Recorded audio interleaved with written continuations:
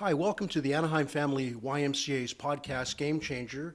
I'm Brent Finley, President and CEO of the Anaheim YMCA, and my guest today is Tim Mead. And Tim, I'd like to welcome you to our podcast, and we have some great subject matter to touch base upon and hear from you. But again, thank you for being here. It's great to have you. Brent, thank you for the opportunity, and I really look forward to this. Tim, you have an illustrious career with a couple of organizations. Tell us just about your career journey and how it came to be, and what were some of the really memorable moments that you can think of? Well, that could last a long time, Brent, but I think looking back, ultimately I look at my past or my experiences as a blessing. It's not anything that I could ever have anticipated, quite honestly, and like most young individuals, I wanted to grow up, I wanted to be a baseball player. I wanted to play the game. And sometimes you come to that realization fairly quickly that there are a lot of people much better than you. And I realized that right after high school. But in high school, I wrote letters to every major league club about what it takes to work in a front office, particularly statistician. Now, in high school, you really don't know what you don't know what it is you're asking about per se.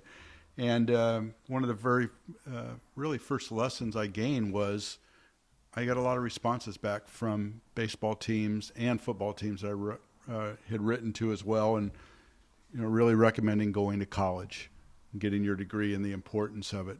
So you kind of fast forward it. I went to school.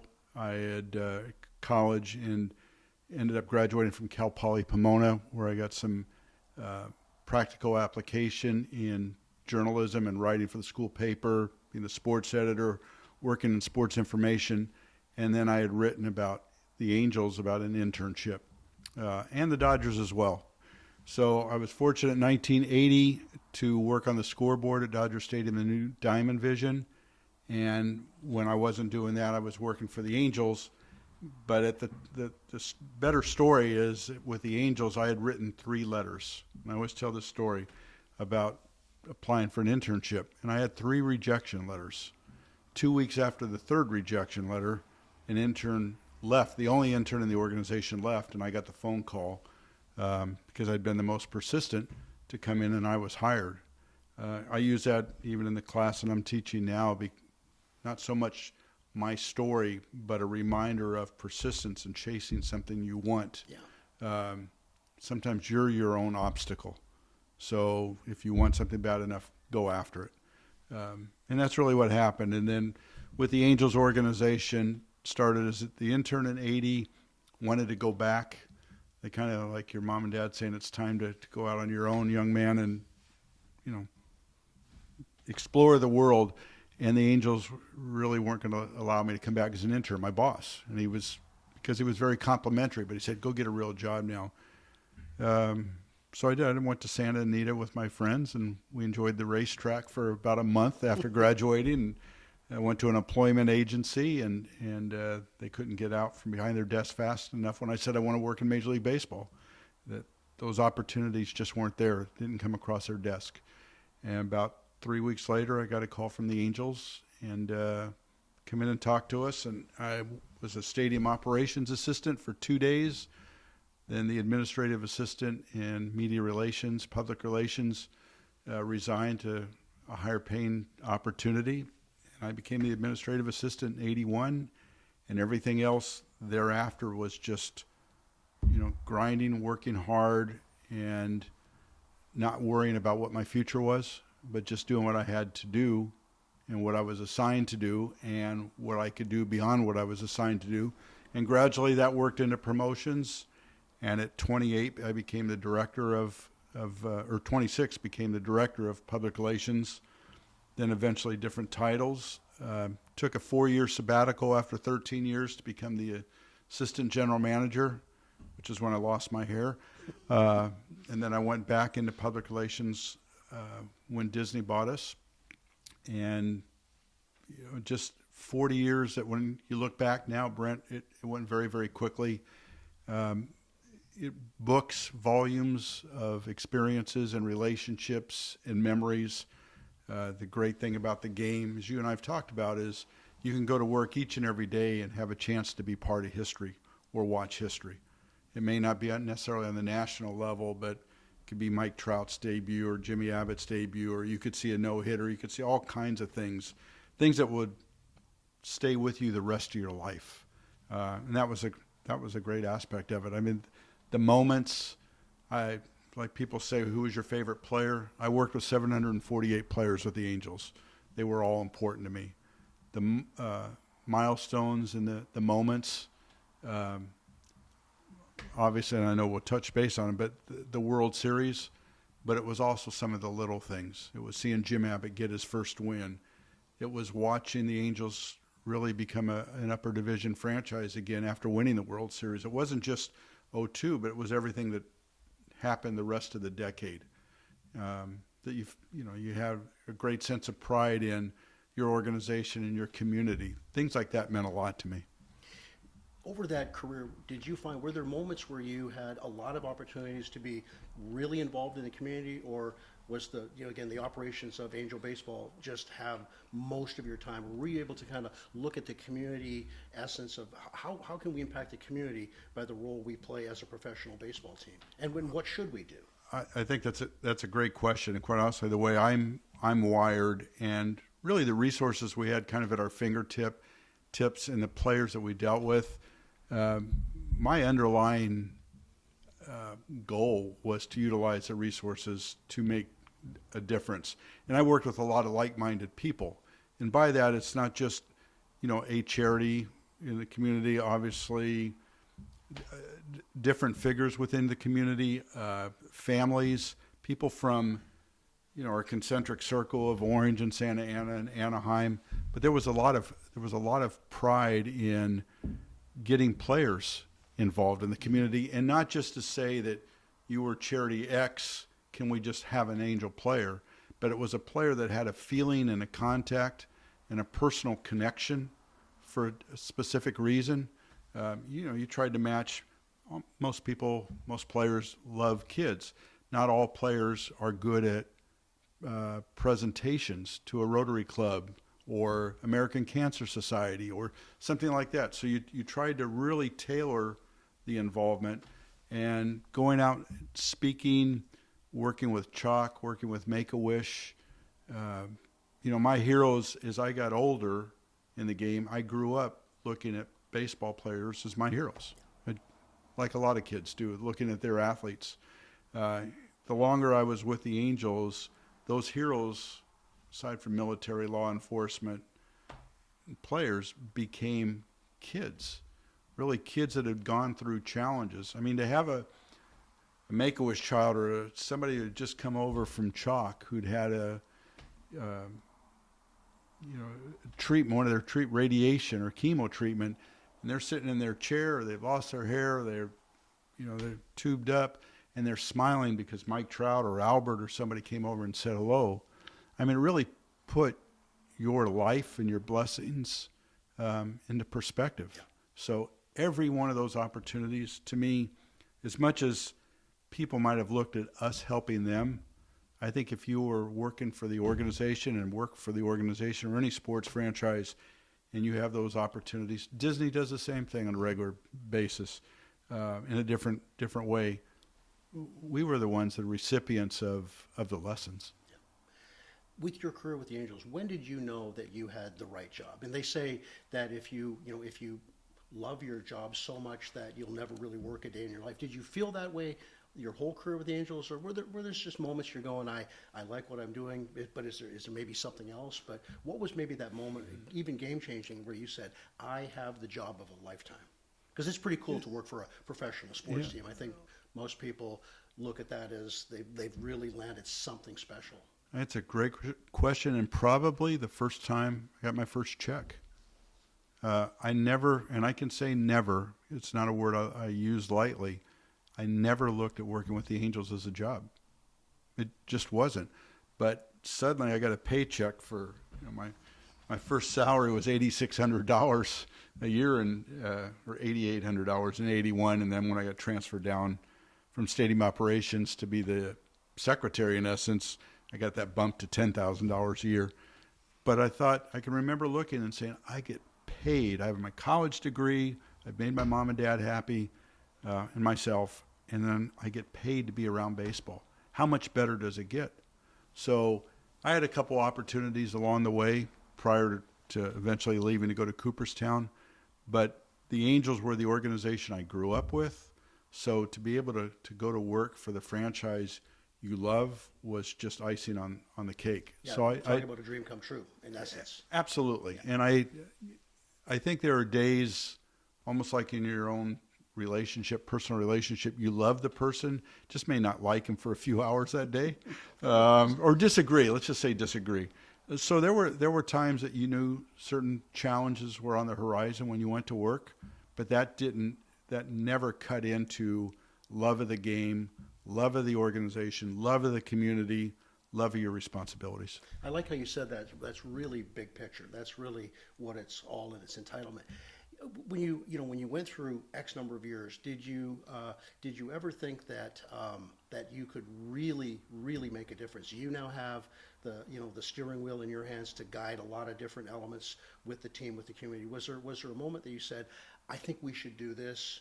And then you're bringing up the idea to leadership, and they say, because you believe in it, let's do it. Let's go there.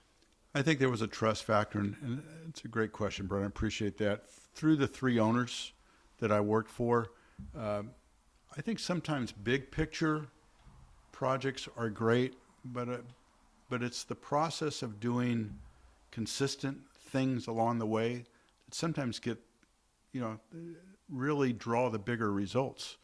So I remember we were going through a period of time with, just for example, the one-offs that Jim Abbott was with us, and we'd received just an anonymous letter from a hospice about a young man who was in a bad way. He was 15 years old. He was going to have his arm amputated. They were flying him out here.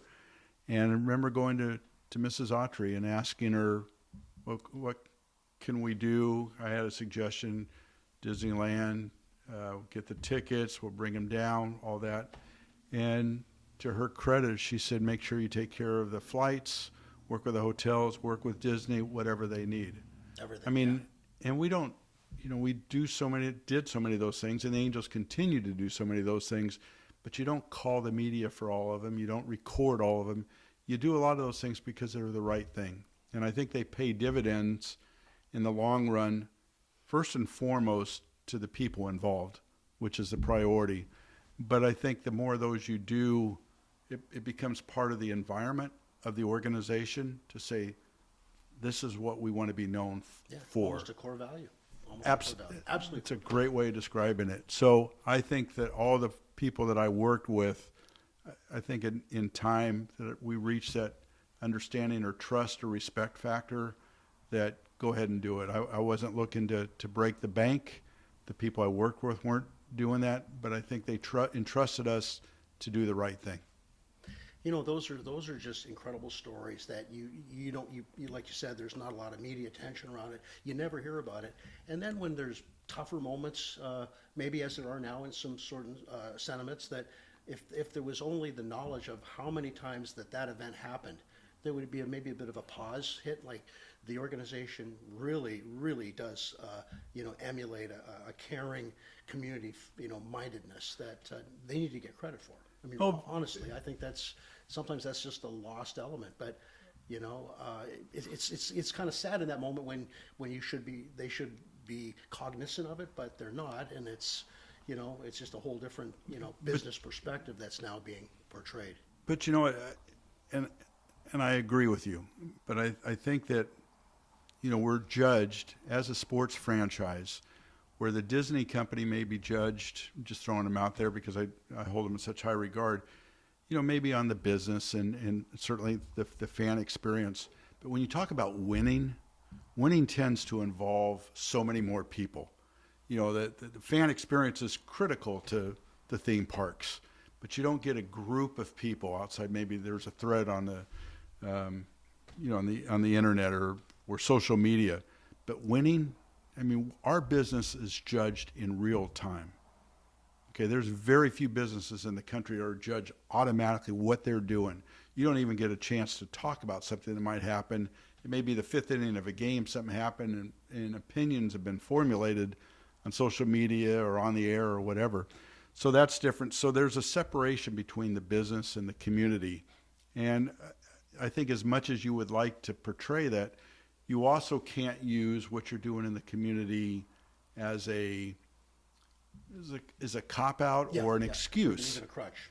As a crutch. Yeah. So I think what you try to do is be consistent, and the people that know. Yeah. I used to tell players all the time, one of the things in cooperating with the media or doing some of these things is you like to build up an account of credibility in your make-believe account, so that at some point, if you ever need it, the consistency of the respect you've shown, the way you've conducted yourself is credibility. So if there's something a little bit negative that comes your way, you may get the benefit of the doubt. Yeah. And that, to me, is the way that works. You can't necessarily buy that or ask for it or demand it. Yeah, you need to, like you said, create it. It's sitting there in that account, or in that, when you open that drawer is when you're being evaluated, for something that you may not want to be evaluated at that moment. Absolutely. You mentioned about kind of the social, maybe a little bit on social media, how quickly responses change. How has digital elements, all social media, how has that changed, do you think, the way sports are looked at by communities, by maybe even the fan level? And obviously you had a lot of involvement with that, but how has it changed maybe the way you think about how sports organizations are even run today? I think it's changed our entire lives in every aspect. Media or communications, PR media, we evolved. Used to be kind of the air traffic control of the press would call, fans would call, other clubs, and still do, but to a much lesser degree. But you were aware of what was being said or what was being asked at times before it was said. Now you don't control the message. I mean, the word that we used to get pushed on us so hard was be proactive, be proactive. But in an age of social media, and I don't say this with negativity, there's a lot more reactive. People, I saw this on social media, and you might have somebody that has 32 followers and they throw something out as a rumor, but 300 people read it, and 2 of them start calling the club or doing whatever. There's a reaction. I don't want to get into the disinformation, but there's a reaction to things before, sometimes a jump to a conclusion before common sense and the facts enter into it, and that takes away a lot of time from some very valuable time from some people making very important decisions. And it's easy to say disregard it, but sometimes if you let that ember burn too long, now you have a bigger fire. Yeah. And you need to put out that fire quickly. You mentioned having relationships with 734 ball players over your career. Think about that rookie coming in now who's grown up on social media. How do they avoid maybe the negativity that comes out on social media? Whether this player is going to play well. I mean, there's a million keyboard critics out there. Is there something that you would tell young players coming into the league how to navigate those troubling elements per se? Be careful, because if you're going to be a major league player, you've been exposed to some of that in college, maybe not as much high school. But I tell every young person or every group you get a chance, I don't want to be that old person, old guy barking at the moon, but it's so much easier now to check your background and your resume. I just go to your social media as a starting point and learn things. And we see very intelligent people, very well-educated people regretting something they threw on social media. So be cognizant of it. Larry Bowen, I know it wasn't an original thought, but I remember him saying, it takes 20 years to create a reputation and about 2 minutes to ruin it. And, 280 characters can ruin it very, very quickly. Avoid things that you're not informed about. And if you're going to go on something edgy, really keep it to the group of people that you can sit down at a restaurant or sit down in a conversation and you have differing opinions, but share it with the people that know you, not the people on the outside that think they know you. And then we go through that, you wrestle with people saying, well, you got to get involved. No, you really don't. I don't think I can. I don't have such high regard in myself that I'm going to throw something out and think I can sway public opinion. Okay, unless it absolutely involved me. Right. So be careful of that, because the fall is awfully hard, and it takes, you can't forget your effort to get to that point. And it's like they say, it's tough to get to baseball, become a major league player. It's tougher to stay in the major leagues. What's tougher to stay on top if you create some self-destruction or avoid the self-destruction mechanisms. And it's just got to be really challenging. Of young players, even players that have been in the game for 10 years, and there's just negativity, and you get to the point where it's probably hard not to take a look at it, even though I know probably some athletes avoid looking at it, but just in the quiet moment of their living room, they're scrolling and they're seeing, again, some of these people that don't know the game, they don't know the position very well, but they're just spewing lava, and they're reading that, and just, there's got to be a little bit of a point where they want to get even, but their intelligence hopefully brings them around to the course. Like, just don't go there. Look, if there's, and I've known players, we had a couple in our organization that just finally stopped tweeting. One in particular was a backup player and was just trying to interact with the fans. And, the criticism, because he primarily played on Sundays or, one of the games a week, and gave the starting player a blow, if you will. But try not to get back and forth unless there's something wrong. But if there's something really disinformation about you, it's personal, it's crossed the line, there's other people that should be taking care of that for you. I know myself, when I get on social media, I'm not going to sit here and act as though I don't read it, because there's so many positives to updating news, but it's when you start to go to the comments, find out who's saying what the news is, what somebody thinks.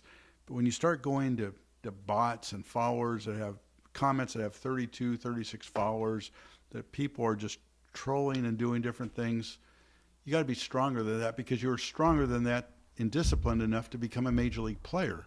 Yeah, it makes sense that they mental and physical to reach that. So be strong enough and disciplined enough to stay away from that when you can. You talked about this earlier on about, again, the kind of the staying power in a career. You talked about perseverance, grit. How do you think, how do you see young people coming into employment, young professionals? How do you see similar traits? Do you see different things? Not to compare and contrast, but it's hard not to. But what do you see in that younger employee now? I mean, you came into the position just so happy out of college. You were doing something for a team that was your hero growing up. Do you think young people look at positions like that in most organizations, or do they want to, within 6 months, they want to be the chief operating officer and running the show? And do they still have some of those traits that you carried forward, that were the how you were wired in order to do the job that you did so well? That's a great question in many parts, and I would tell you, I just had this conversation with a class at Chapman, and I told them the things that I never did in my 42-year career between the Angels and the Hall. I never had a contract. And some people that may listen to this broadcast have heard me say this before, I never asked for more money, and I never asked for what my future was.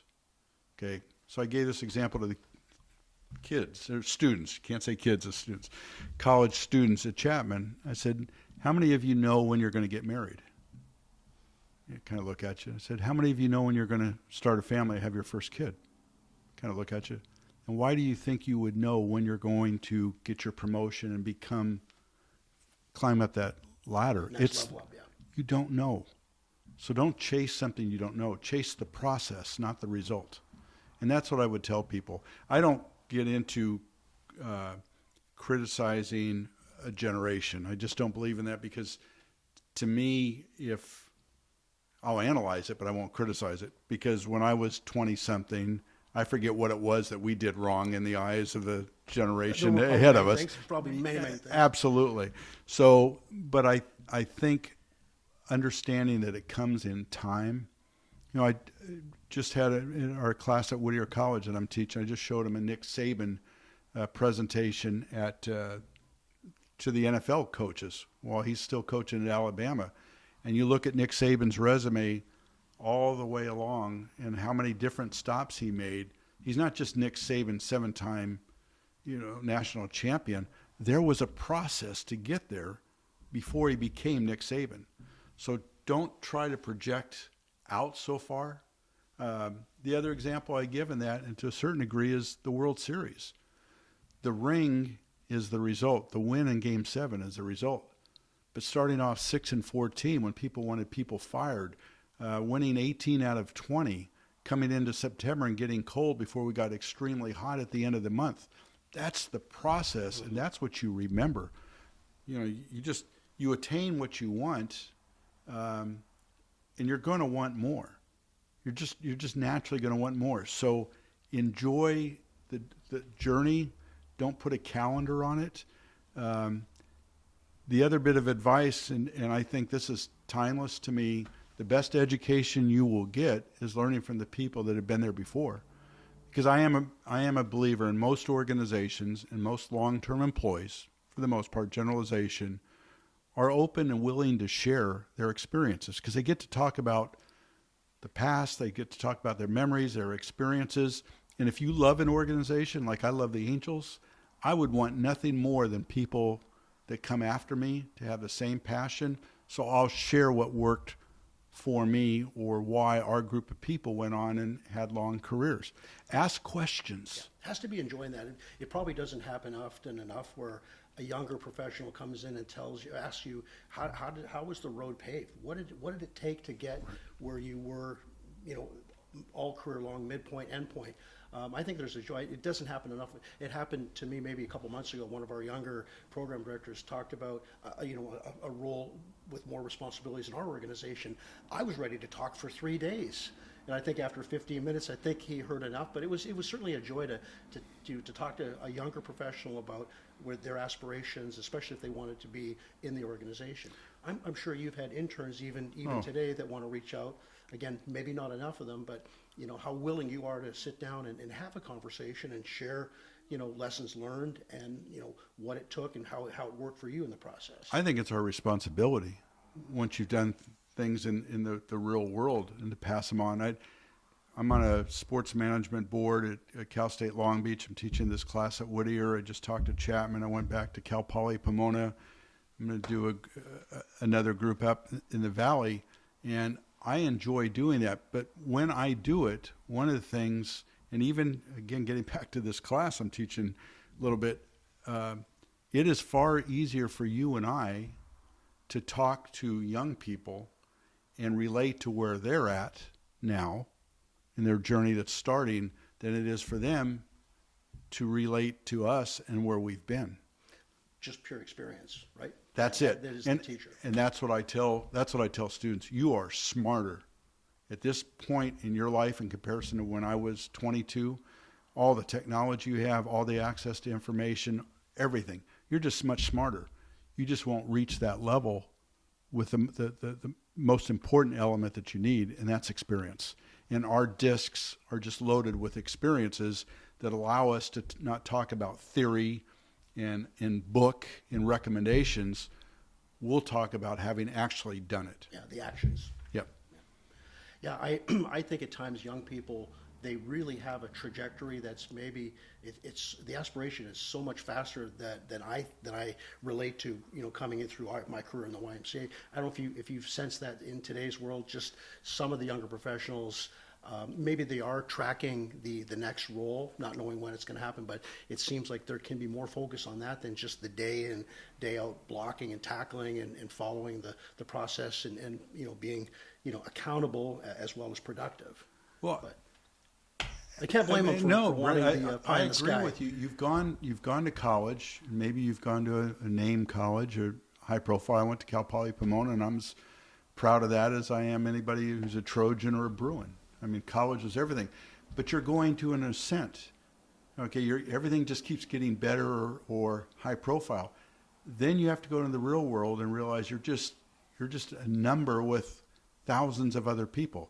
Now it's time to prove. It's kind of like you did your dress rehearsal for 16 years in school about what life is going to be like. Okay, now it's time to act and actually play the role for real in the real world, and there aren't professors and teachers and counselors and all the other people to get you through.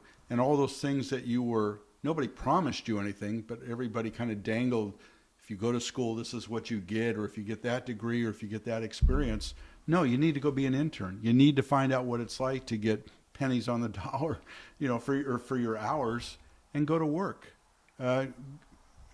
Get dirty a little bit. Yep. I worked for a catering company. You work long hours on Friday, Saturday, Sunday. Find out your work ethic, but you're not entitled to anything, and that's the only thing. I had very few rules with the Angels, but I would try to impart to them ultimately that you're not entitled to anything. So go through the process, the time. The other thing that was my kiss of death with anybody was that's not my job. So I don't care if it's a 22-year-old in 2025 or 22-year-old in 2050 or 1975. That's not my job responsibility. You're not part of the organization to me. Yeah. And I agree. That's my approach is the very rule. simple. I rolled a tarp with a general manager in Palm Springs, a general manager, because you know what? That tarp needed to get on the field because the rain was coming. Okay, we didn't say, well, you have some ushers, grab some ushers out of the stands or other people. No, you did what had to be done. That was leadership in its essence. Absolutely. Whatever it took, whatever Yes, the sir. time was necessary. And those lessons to be learned, don't look for complicated lessons. I mean, there's tried and true things that just will not change. I mean, I tell people, my son's 38. He's a partner in his law firm. And tell the classes, I said, the same thing I'm telling you, I told him growing up. Please, thank you, I'm sorry, excuse me, I don't know, but let me find out, or that's my fault. Got me farther than in my career than anything I ever learned in a textbook. Those could not be more important lessons, I think, and you're doing a great job in all the organizations you're with and speaking to, and just hoping it catches. I'm hoping just 3 young people walk away with those sentiments. And wouldn't it be fun to check on them in 20 years and to see if those things really resonated and they put them into practice? I hope so. They're I think that, look, when we talk to people, if you think you and I have we've shared a few lunches and we have our conversations are not big words or all these, we get a little in depth or deep in analyzing things, but life and certain rules are very, very simple. Okay, they really are. And I go back to what my dad taught me or what my grandfather taught my dad and blah, blah, blah. You pass them along. We don't have normal conversations with people where you're just trying to overly impress them. Just be very, very simple-minded, be very consistent, be very respectful. I just think sometimes people are looking for things because you study, but the reality of the world, the underlying aspects or characteristics of succeeding, of happiness, are really very, very simple. Yeah, I think there's no question we overcomplicate that. We overlook that's shouldn't even be something that should be thought of. It should be something much more provocative and whatnot. Mm-hmm. So let's kind of switch gears. Talk about the Hall of Fame a little bit. You were the executive director for a number of years after you left Angel Baseball. What was the big game changing moment for you? You said, okay, that job comes along. I'm not sure how it came along. If you want to share that, that's awesome. Sure. Too. But what was that big game changing moment that role, again, kind of call it the pinnacle representing all of baseball, and now you're running the Hall of Fame. Yeah. Well, it was a 2-year run, and you learn things, and it wasn't one of the grass is greener type situations. I wanted to be an Angel for 50 years. That was my goal. I love them like air, like life itself. I really do. I understood probably outside of maybe getting married and making that decision, the hardest decision I ever made was leaving the Angels. But I had been asked by my predecessor if he could put my name down as a candidate, Jeff Idelson, and in spring training of 19, and I really toiled over it for about 4 or 5 days, which you shouldn't do if somebody's offering you something. But I did, because it was a big decision. I finally called him back and I said, Jeff, I just, with great consternation, a lot of emotion, I just can't, this is my club. My family's here, all those things. So he said, pass along to the board or chairman of the board, who eventually called me a couple days later. Now, I grew up in a military family and chain of command and respect for, whether it's Mr. Autry or Michael Eisner or Artie Marino or anybody else. you take phone calls and you talk to them. I mean, if those people call you, you talk. And Jane Forbes Clark had called me and just said, I understand it was a difficult decision for you to decline the opportunity to interview. I appreciate it, but would you be interested in a conversation? She goes, what's your schedule? And she goes, we looked, and she goes, I understand you're flying to Chicago and Texas on a road trip. I can meet you there. I'm thinking, somebody above me is not going to come meet me.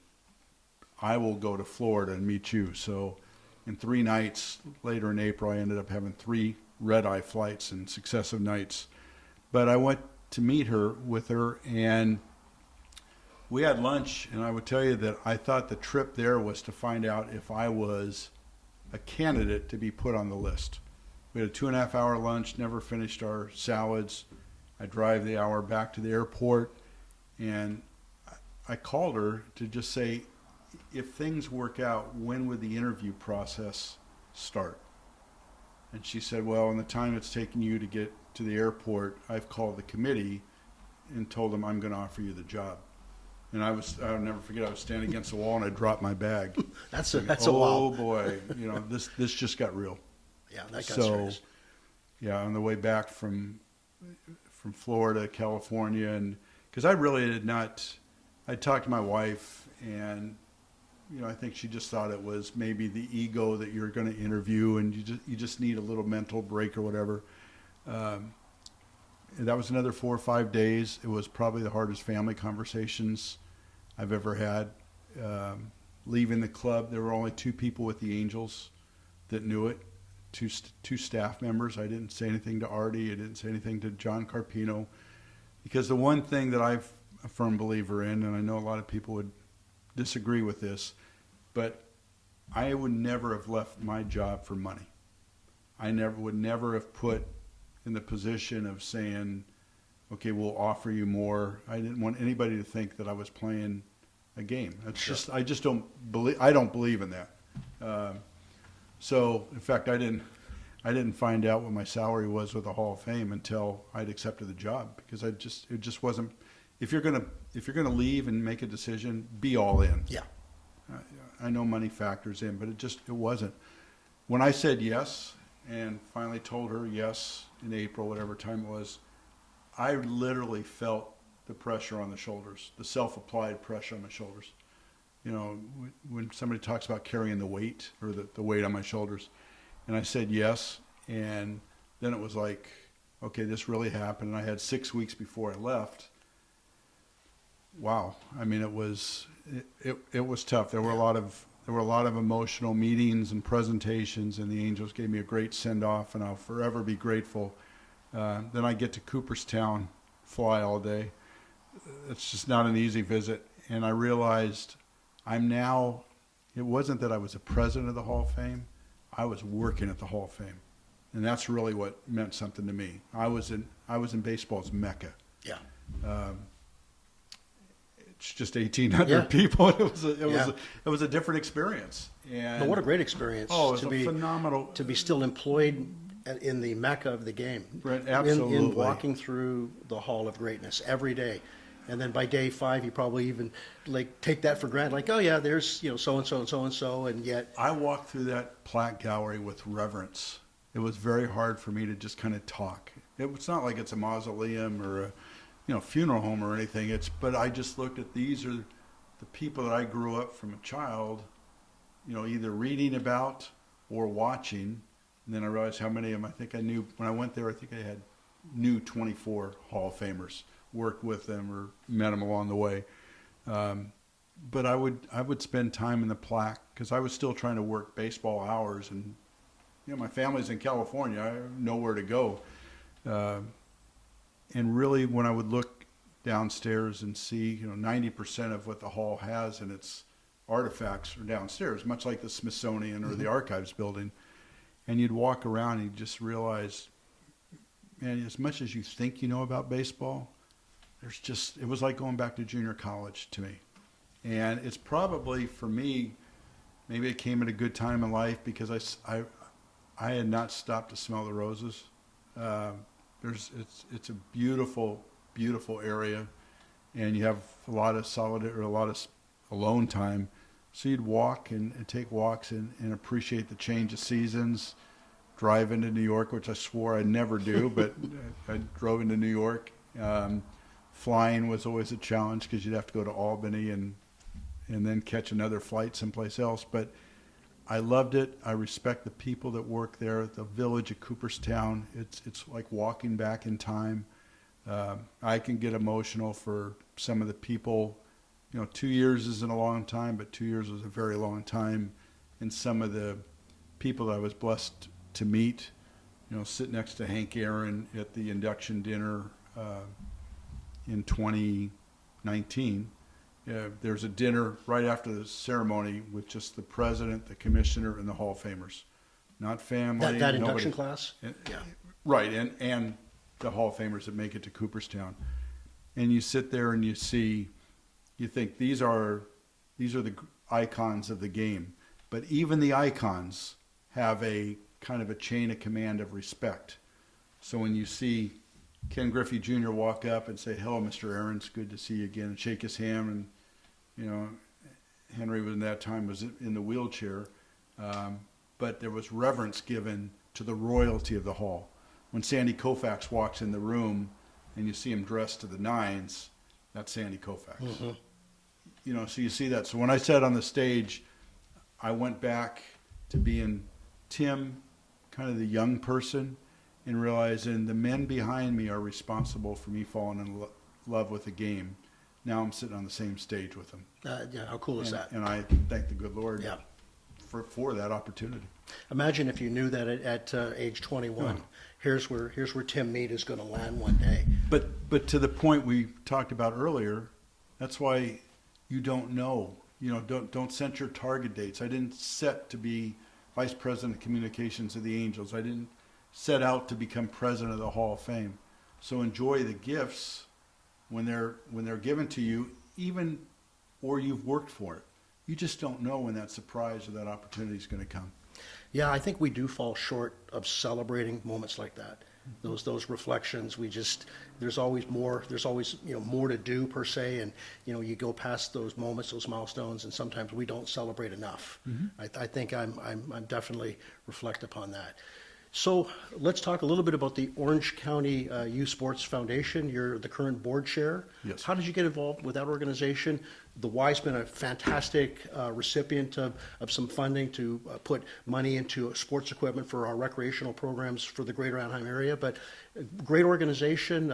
Maybe can you talk a little bit about it and how people might even be able to get involved with it per se? It really is, and I appreciate that opportunity, Brent. It was started 54 years ago by Paul Salata, who is an Orange County icon and really one of the most giving philanthropic individuals I ever met.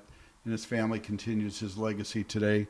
Started by a group of businessmen really to help underserved children in the Orange County community associate and put them together with sports programs. And later we started scholarships as well.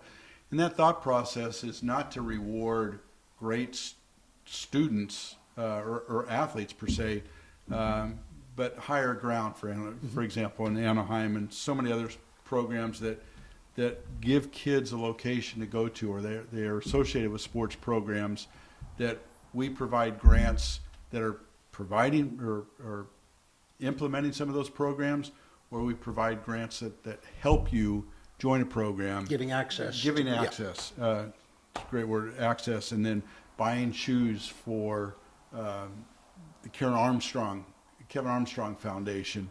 So it's a lot of, we're going to take it up a little bit. It's providing scholarships as well, and I think last year we gave out 17. The Autry Foundation is going to be underwriting our scholarships this year to provide those to kids. And when you hear their stories, their means aren't necessarily great, and they go to some good schools, but it doesn't mean you have all the resources you need. True enough. And we provide those resources and opportunities. And when you read, I think when you talk about student athletes, think about it today. And I'm learning this and realizing this even in college. I teach an 8 o'clock class. So many of those athletes have been up at 6 doing the weight room. So we talk about how hard it is to be a young person today. And there's so many pressures and social media and all that, and how hard it is to be a student. Now you're adding an athlete on top of it, and you're working in the hours and the rules and regulations and the guidelines when you can do things and when the coach is available and this and that. It's difficult. So these scholarships are a reward. I have the utmost respect for a student athlete in high school today for that discipline and determination for what they're putting forth. So, and we have some longtime business members of the business community that are part of it. We have a dinner last year. We honored Colin Coward.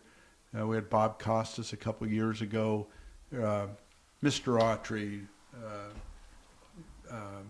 Temu Solani one year. So you cross the spectrum of different people, and it's really a feel-good, as what you do, as what you get to do every day. We get to do it periodically, and you see those rewards in the community. And I think that's one of the things too, Brent, if I may, that as you get older and you reflect and you reflect on your own life and resources or opportunities you had and you didn't have, and you're put in the position to work with the community or lead in the community, like what you do, the rewards are not the paycheck. The rewards are the self-satisfaction and giving back. And for me, being with the OCYSF, that is a great feeling to see what the group does. Volunteer people that want to make a difference and want to give back. And there's just countless opportunities, ways and means, even as simply as you want to be an assistant coach for a T-ball team. And I guess that's also, I think, something that we try to emanate out is it doesn't take a lot. It takes a bit of a commitment, right? But volunteering in many of our sports related environments, we're just beckoning for people to get involved. And you could do a whole show, because I think we both know a lot of the stats is that if you take the kids and give them something to do, make them part of a team, show them what teamwork is, what failure is, success is in sports, and they learn some very valuable lessons that carry over into the rest of their life and preclude them from getting involved in some things that might change their life, lead their life in a different course. 100%. And that is the value of sports. It's not as though you're looking at with all your programs at the next Bo Jackson or Mike Trout, but you know that you are making an impact on direction and focus and opportunity for those young people. And I think those positive values traits transcend a huge potential of the population versus those Bo Jacksons, Wayne Gretzky's that come out of sports, and there's very few of them. But again, it's so many others that can take advantage of those life lessons that they can learn through sports. And I'm sure you'd agree too, Tim, that sports there's always when something negative happens, I think it personifies sports as being bad. You shouldn't be involved in sports. But I still hold true that the key lessons learned, that sports provides that that ecosystem that isn't provided in many other applications in life. So when I even look at hiring younger staff, if I have 10 resumes in front of me, if I see where they may have their background, where they were involved in sports, they were even a team captain, that now you're talking a little more deep on leadership, I'm looking at those resumes a little more thoroughly. That's just a bias I have, because I think of the value that sports can bring. Again, it's not an end all, but it may be potentially a deciding factor. And there's a lot of factors. I agree with you 100%. There's a lot of factors that go into that thought process. I was part of a program, by comparison, in 2002. It was a Department of Defense tour. And we went to Fort Bragg and Omaha, Stratcom, and all those things over 7 days, Pentagon. At the end, we had admirals and generals, and most of the people, I don't know how I got on outside of luck of the draw, but were business leaders, presidents of companies, some university presidents, but mostly people that had a lot of employees. And one of the things that came out in this final session we had was, because we visited with troops throughout this tour, and these I don't know, they weren't titans of industry, but they were leaders within the business industry nationwide, said, we are going to change our focus, and we're going to start hiring military personnel. You know, you see these generals and admirals like, wait a minute, we got to, let them finish out and don't hit them These too early. These are our employees. But they saw them early. They saw the discipline. They saw a different person. It was built in. Athletics builds in certain characteristics that others, if they haven't participated, just don't know and understand. And that's a generalization. Yeah, it is for sure. It really is. But there is a commitment by an athlete that's just different and it's unique. I would tell you that athlete has probably been hollered at some point. Okay, my wife, we joke about it. My wife is a school teacher for 28 years. Okay, think of the difference of what a coach teacher can have as opposed to just a teacher in the classroom. My wife couldn't say, get down and give me 50 or run till you drop. The boundaries are so different. Absolutely. But a coach teacher has the ability to reach into the soul and pull some things out. They can't. You go down to Camp Pendleton. We had a neighbor who was 18 years old, or 17 out of high school. 6.5 weeks later, when he came back from boot camp, he was a different young man. Okay, but the rules were different to allow you to pull something out of them. Sports allows you to pull something out of people, and it teaches you at the same time. Yeah, no question. The lessons that can be learned. Even our 4 kids all played sports, and one of them played at a bit of a different level. But I think all of them have had some key moments that sports have given them an advantage in their working professions, in their working world, even in some of the leadership roles a few of them have taken on. So I'm always be a raving fan of those valuable elements that came from that participation. Mm-hmm. So when you think about the young people out there today, what is something that you'd want to share with young people today that can maybe continue to shape their lives? Maybe it's partially giving back to the world that we live in to make it a better place. But what would Tim Mead tell young people today to hold their hats up to, and again, how to be the best people that they can be? I think you have 2 choices, and they're 2 words: selfless or selfish. And you can apply that to a lot of different things. Be the selfless person. The rewards come. The self-satisfaction comes. Don't look too far ahead. Be consistent each day. Don't look for the home run. They say the most exciting play in baseball is a triple, because it's exciting. It's not the final. You haven't scored the run. Okay, so don't look for everything all at once.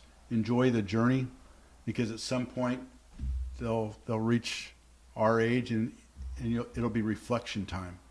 The journey is the most important part of it. I can't say that enough. Learn something every day. Take pride in what you do. Don't cut corners. I say this all the time. I say to my son, the only person that you're going to live with every day of your life is yourself. It's the only person. And be honest with yourself. There were days, and I've said this many times, there were days that I may have gotten a lot of credit for having done something, but I had to look in the mirror at the end and know whether you cut a corner or whether it could have been done better. You need to be your best boss or hardest boss, okay? And enjoy it. Enjoy this blessing, this great blessing called life, and this great gift, because that's what it is. Yep. And it feels like it goes by so fast. It does. It does. What's quicker than ever before. Yes. What's that phrase? The days are long, and the years are short. Just your what you shared there reminds me of the story by Robert Hastings, The Journey. Yes. And how I think how relevant that is today. Yep. Yet young people, many people want to follow, that result and that end game, and not enjoy the journey and smell the roses. So. Well, I heard a great thing that Coach Saban said in the video show today, and he said, strive to be somebody that others emulate. Okay? So we grow our lives looking up, we lead our lives, and we grow to look up to people. Okay? Or people we model ourselves after, or we idolize, or whatever. Try to live your life in whatever profession. And to be emulated, can be a pastor, it can be a counselor, it can be anybody. Any profession has an opportunity that people want to be like you, in part because of your character and your approach and your vision of life.